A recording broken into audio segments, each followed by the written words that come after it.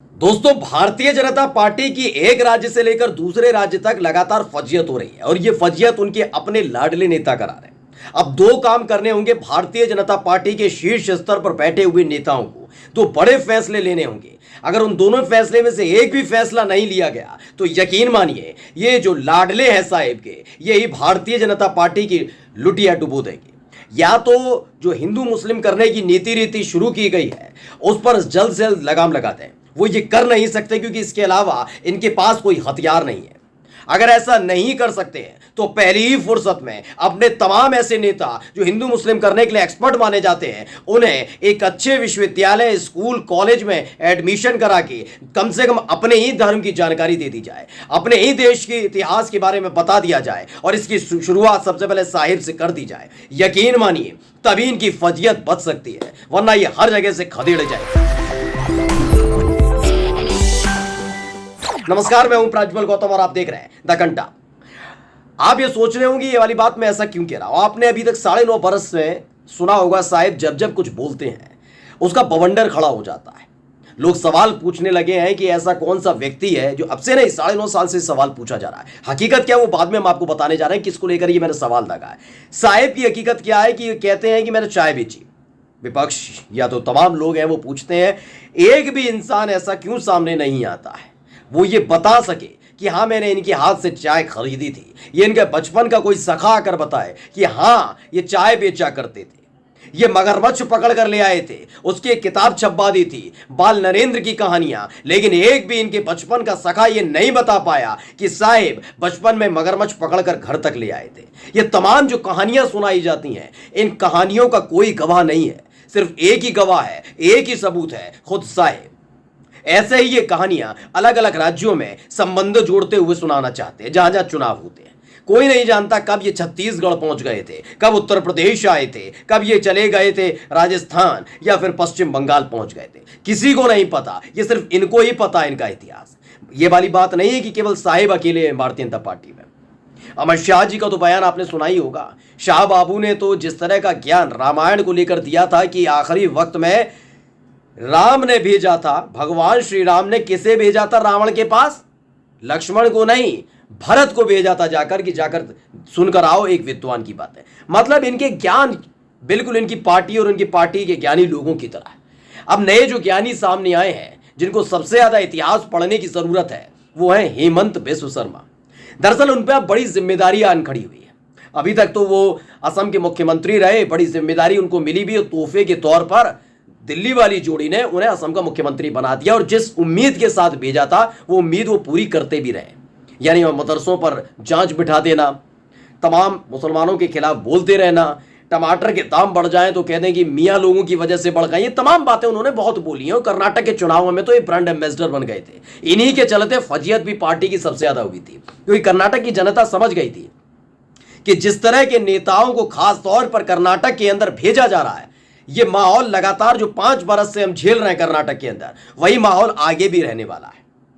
खैर, वहां की जनता ने तो खदेड़ कर भगा दिया था इन सब लोगों को। अब फिर से हेमंत बिस्व शर्मा सामने आए हैं। इनको लेकर पहुंच गए हैं मध्य प्रदेश। हाथ से नाव खिसकती जा रही है, नैया निकल चुकी है, आगे भंवर में फंस चुकी है, न साहेब के पल्ले कुछ पड़ रहा है। तो उन्होंने कहा कि साम दाम दंड भेद जो 2024 के चुनाव से पहले इन 5 राज्यों में होने जा रहे विधानसभा चुनावों के लिए किया जा सकता है वो सब किया जाए। तो पहुंच गए एक बार फिर से हेमंत बिस्व शर्मा। दरअसल पहले हम आपको बयान सुनाना चाहते हैं, इस बयान को सुन लीजिएगा और उसके बाद इन्हीं से कुछ सवाल है, सुनिए। हमारा बात एक ही है, ये देश प्रभु श्री राम का है, लक्ष्मण का है, मां सीता का है। ये बाबर का देश नहीं था और बाबर का मस्जिद जो भी होगा, बाबर का राम जन्मभूमि में बाबर का मस्जिद नहीं होगा। मस्जिद बनाने के लिए देश में बहुत सारे जमीन है, लेकिन प्रभु श्री राम का जन्मभूमि में खाली राम लाला ही बैठेगा और कोई नहीं बैठेगा। जय श्री राम। तो सुना आपने, इन्होंने कहा कि राहुल गांधी, देखिए गुस्सा देखिए और इनका ध्येय देखिए। इनकी सिर्फ और सिर्फ एक ध्येय है, इनका एक सिर्फ और सिर्फ एक मकसद है। वो मकसद और मिशन सिर्फ ये है कि कैसे भी करके चुनाव से पहले माहौल राम मंदिर, हिंदू, और मुसलमान कर दिया जाए। अगर ऐसा नहीं है तो आपने अभी तक, क्योंकि आपकी सरकार, आपकी जनता, मध्य प्रदेश की जनता ने तो शिवराज सिंह चौहान को नहीं चुना था, मध्य प्रदेश की जनता ने तो भारतीय जनता पार्टी को नहीं चुना था, चुना तो कांग्रेस पार्टी को था। आपने किस तरीके से तिगड़म करके, हथकंडा अपना के ज्योतिरादित्य सिंधिया की बगावत के बाद दोबारा से सत्ता में आ गए। अब आप ही को जवाब देना होगा ना। वो 2.5 साल तक नहीं रहे थे, मुश्किल 5, 6, 7, 10 महीने तक भी नहीं रह पाए थे शिवराज सिंह चौहान, माफी चाहेंगे कमलनाथ, शिवराज सिंह चौहान आ गए थे, यानी तकरीबन अब 4.5 साल और रह लिए हैं आप। अब उसका जवाब देना होगा। लेकिन हेमंत बिस्व शर्मा जैसे लोग जाकर अब बता रहे हैं मध्य प्रदेश की जनता को कि भाई जाकर बताइए कि राहुल गांधी कब राम मंदिर के रामलला के दर्शन करने गए। क्या आपने राहुल गांधी को, सोनिया गांधी को जामा मस्जिद में जाते हुए देखा है क्या? कभी देखा है क्या? मैं हेमंत बिस्व शर्मा से पूछना चाहता हूं। नहीं, आप घोषित करना चाहते हैं ना, आपने कभी जाते हुए देखा है क्या? इस देश का प्रधानमंत्री सर्वधर्म समभाव की बात करेंगे, जब विदेश में जाते हैं साहेब तो चादर पोशी भी हो रही होती है, मस्जिद में भी जाया जा रहा होता है। यहाँ के मुसलमानों से क्या दिक्कत है भाई? जामा मस्जिद गए साहिब? कभी किसी कार्यक्रम में गए? यहीं के मुसलमानों से दिक्कत है आपको, ये तो मैं कहूंगा ना। आप किसी पार्टी विशेष को, जिनको विकास पर बात करनी चाहिए, जब यह बात होती है उत्तर प्रदेश की, तो क्यों नहीं पूछते अपने वाले से? अपने वाले से क्यों नहीं पूछते? बाबा बाबा बाबा बाबा हो रहा होता है। आपने कभी जाकर पूछा कि मुख्यमंत्री एक धर्म का तो होता नहीं है, आप क्यों नहीं गए? लेकिन नहीं, इनको यही करना है, इन्हें बताना है कि हम सनातन लाएंगे। कह तो दिया, देश के हाकिम अगर ये कहने लग जाए कि सनातन संकट में है, सनातन की ये बात और सनातन की वो बात, तो सोचिए जिनके हाथों में पिछले 9.5 बरस से सत्ता बैठी हुई है, वो ये फिर से डर दिखाने की कोशिश कर रहा है कि हिंदू खतरे में आ जाता है। ये ऐसे ऐसे लोग हैं। सुनिए आगे क्या कहते हैं, पहले इनका ज्ञान सुन लीजिए। बहुत जबरदस्त ज्ञान दिया है हेमंत बिस्व शर्मा ने। आज कांग्रेस, देश ने कांग्रेस को कितना प्रधानमंत्री दिया? जवाहरलाल नेहरू, इंदिरा गांधी, आज राजीव गांधी। क्या आपका समय में राम मंदिर बन नहीं सकता था?